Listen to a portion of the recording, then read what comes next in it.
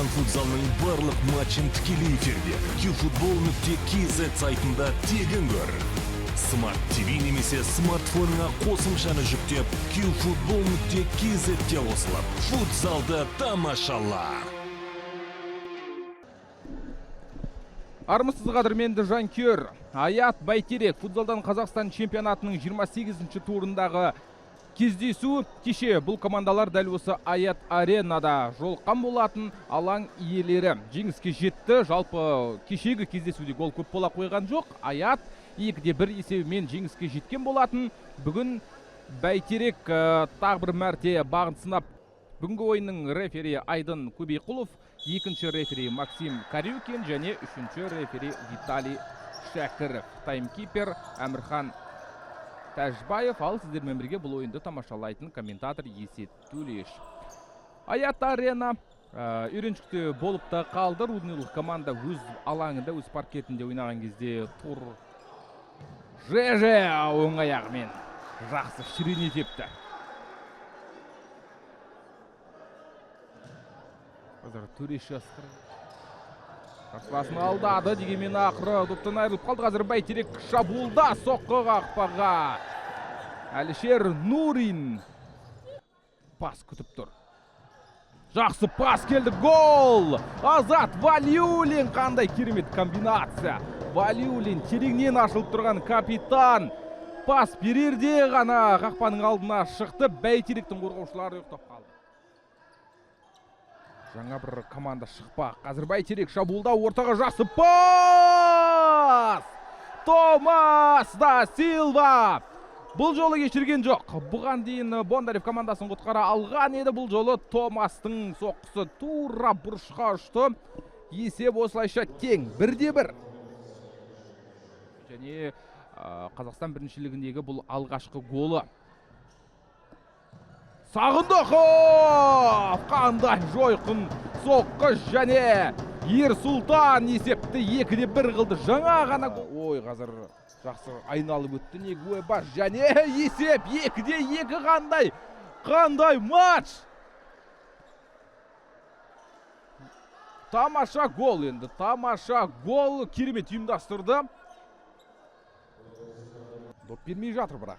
Қысымға қарамастан. Колесов жақсы жеткізді да Силваға. Томас ортаға пас бере алған жоқ. Шушу Аят шабуылда, Шушу ортаға пас, қақпаға соққы.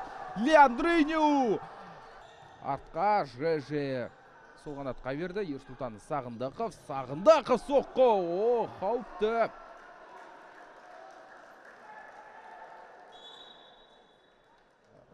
Барабанын соғып жақсы қолда көрсетіп жатыр. Бәйтерек шабуылда, Штибеков теуіп үлгерген жоқ, бірақ Төреш ысқырығын естідік. Сары қағаз Леандринюға. Жақсы пас да Силваға, бірақ жеткен жоқ. Азат Валиулин енді шабуылда, соққы, гол! Азат Валиулинді ешкім күтіп алған жоқ, ешкім қарсы алмады. Ал Валиулин болса мұндайды кешірмейтін шабуылшы. Есеп доп қазір Аят футзалшыларында. Ортаға пас, Шушу соққы жасаған жоқ, қақпа маңына қарай. Жақсы пас, соққы, Маринкович. 8 голдың авторы атанды.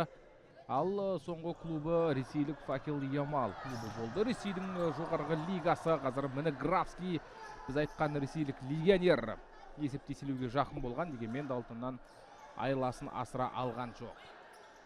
Қарсыласқа допты жеткізбейтін шеберлігі бар. Тағы бір соққы, жолы болған жоқ Аяттың. Жақсы шабуыл ұйымдастырған еді. Аят қазір 4-ші голын соғуға тырысып жатыр, және 4-ші голын соқты. 4-2 есеп. Графский бұл голдың авторы. Өте маңызды гол.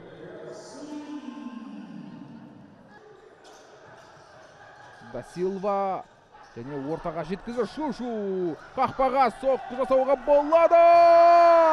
Бағана да Силва. Оған қарсы ойын тәртібі бұзылды. Бәйтерек осы уақыт ішінде 2 гол соға ала ма, тіпті 3 гол соғуға жет болуы мүмкін еді.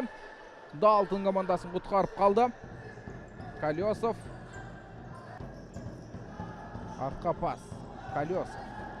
Колесов соққа. Сағындықов тіземен қайтарды бұл соққыны. Бұрыштама. Одан кейін Валиулин. Тағы бір соққы. Негуэба. Қақпада керемет ойнады. Далтонға шықпай қойсын, демалай берсін деген. Негуэба. Айбалаңына қарай асыру керек шығар енді қақпа маңына. Сонымен матч аяқталды. Барыс бүгін Аят Бәйтеректі 4-2 есебімен жеңді. 6 гол көрдік. Сөйтіп турнир кестесінде жеке дара 3-ші орынға көтерілді. Рудныйлық команда ал Бәйтеректің 2025 жылдағы жеңіссіз сериясы. Қазақстан футзалының барлық матчын тікелей эфирде qfutbol.kz сайтында тегін көр. Smart TV немесе смартфоныңа қосымшаны жүктеп qfutbol.kz-ге қосылып, футзалды тамашала.